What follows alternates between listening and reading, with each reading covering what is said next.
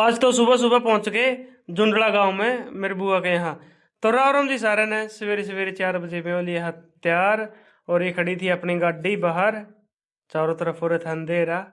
मार का गाड़ी पर कपड़ा करका सफाई शीशे की और लेकर अपनी आल्टो ने में चल दिया था जुंडला की ओर सुबह के 4:30 बजे। और फिर ये आ गया था हेलवा में बाबा जी का दरबार।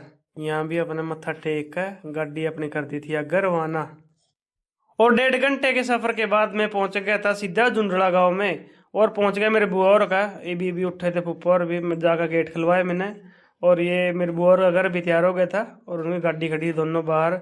और फिर बुआ जी ने बना दी थी चाय। पी का चाय दोनों जने लेकर अपनी गाड़ी ने वापसी हो ली थी आप घर की ओर। क्योंकि अपने घर करवा रखा चाचा ने अवन पाठ चल रहा देवता जी महाराज का। और ये आ गए थे निसिंग गुरुद्वारा साहब यहाँ नतमस्तक हो गए थे। फिर आकर घर पापा बैठ गए थे पूजा में सारे परिवार जने बैठे थे। और करके नाश्ता में निकल गया था अपनी ड्यूटी पे और पहुंच गए थे अपने फील्ड में। किसान भाइयों तक मिले और फिर मैं और रोहित लेकर मोटरसाइकिल चल दिए थे अपने अगले फील्ड में। और ये आ गया था फिरोजपुर का बहुत ही सुंदर भोलेनाथ जी का मंदिर। यहाँ भी हमने टेक लिया था मत्था और पहुंच गए अगले फील्ड में। पी अपने किसान के यहाँ चाय।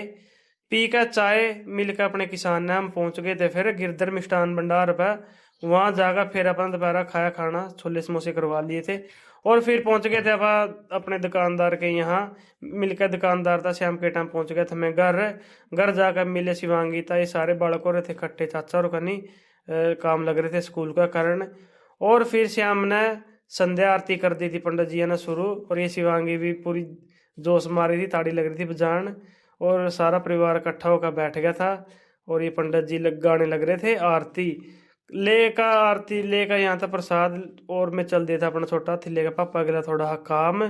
और बेड का काम में आ गया था घर। और घर पर फिर सज गई थी महफिल सारे जने हो गए थे इकट्ठे। इसी के साथ ये था मेरा आज का ब्लॉग।